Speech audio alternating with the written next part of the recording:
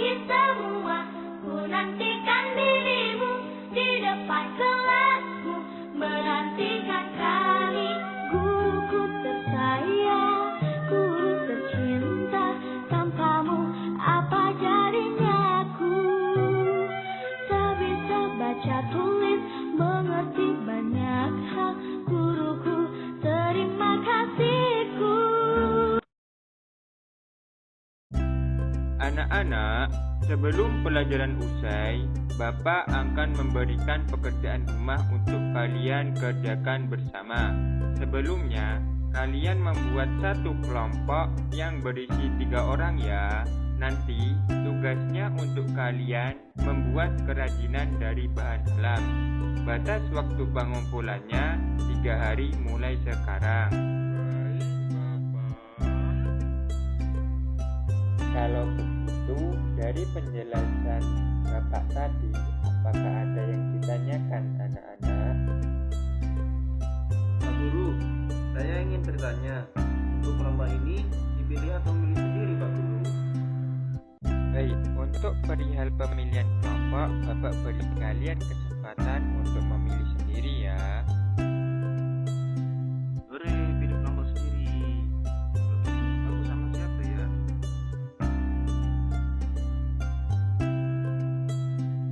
Toh, kamu kelompok dengan siapa? Belum tahu dong, aku bingung berkelompok dengan siapa. Maukah kau satu kelompok denganku? Wah, boleh nggak? Kebetulan aku belum mendapatkan kelompok. Siap. Kita kerja kelompok di rumahku saja ya. Siap, guys. Bolehkah aku satu kelompok dengan kalian? Gak boleh. Sana cari kelompok lain saja. Loh, guys, kenapa Chris tidak diperbolehkan satu kelompok dengan kita? Kok nggak boleh? Aku nggak mau satu kelompok yang berbeda suku dan agama.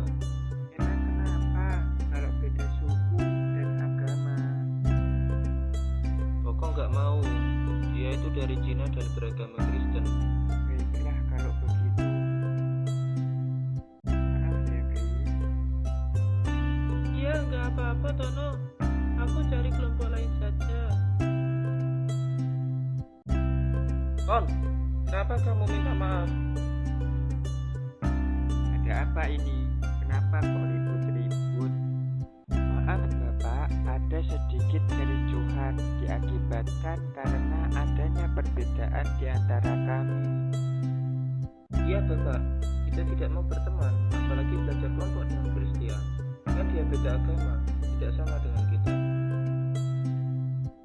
Seharusnya kalian tidak boleh begitu.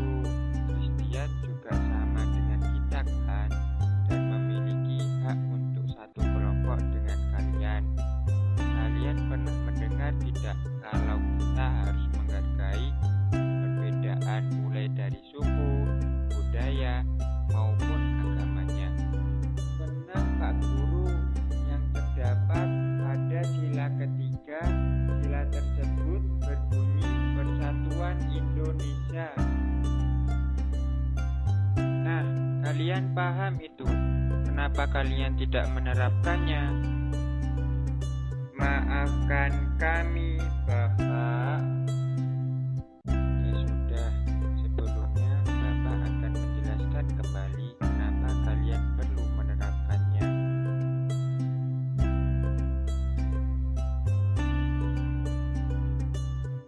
Sebelumnya, Bapak akan memanggil Bobo dulu ya. Nanti akan Bapak jelaskan lebih lanjut. Bobo, kemari.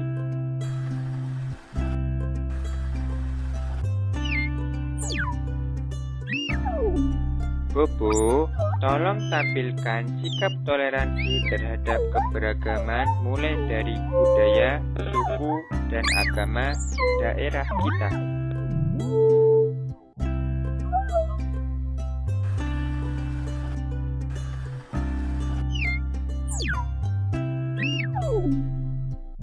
Beragam kebudayaan khas setiap provinsi di Indonesia.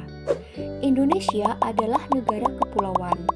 Secara geografis, Indonesia terletak di antara benua Australia dan Asia, serta di antara Samudra Hindia dan Samudra Pasifik.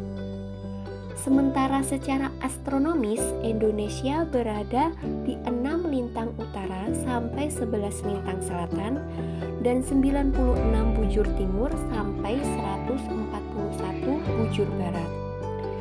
Indonesia mempunyai 2 musim, yaitu musim kemarau dan musim hujan. Negara kita ini disebut sebagai negara kepulauan karena terdiri dari banyak pulau. 5 pulau terbesar di Indonesia adalah Sumatera, Jawa, Kalimantan, Sulawesi, dan Papua. Indonesia dibagi menjadi beberapa provinsi dari Sabang sampai Merauke yang berjumlah 34 provinsi. Dari 34 provinsi tersebut, Indonesia memiliki banyak tempat keindahan alam dan beragam suku bangsanya. Misalnya Danau Toba yang berada di Sumatera Utara dan Pulau Komodo yang berada di Nusa Tenggara Timur.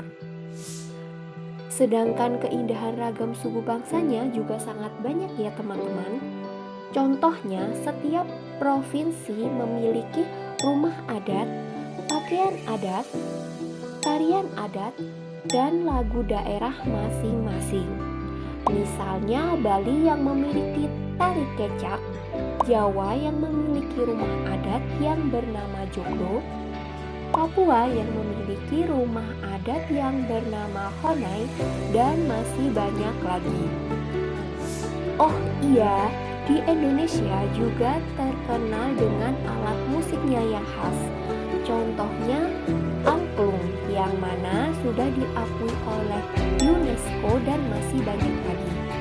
Selain itu, Indonesia juga dikenal dengan beragam bahasanya, mulai dari bahasa Jawa, Minang, Sunda, dan banyak lagi. Namun semua itu dijadikan satu menjadi bahasa Indonesia, yaitu bahasa persatuan. Oleh karena itu, kita sebagai bagian dari bangsa Indonesia selalu menjaga dan merawat kebudayaan yang ada di dalamnya agar tetap bertahan dan menjadi ciri khas dari bangsa Indonesia yang memiliki keragaman suku, budaya, dan agama. Selain itu, sebagai masyarakat yang baik, maka selalu menanamkan nilai-nilai yang ada di Pancasila ya anak-anak, agar tercipta persatuan yang kuat.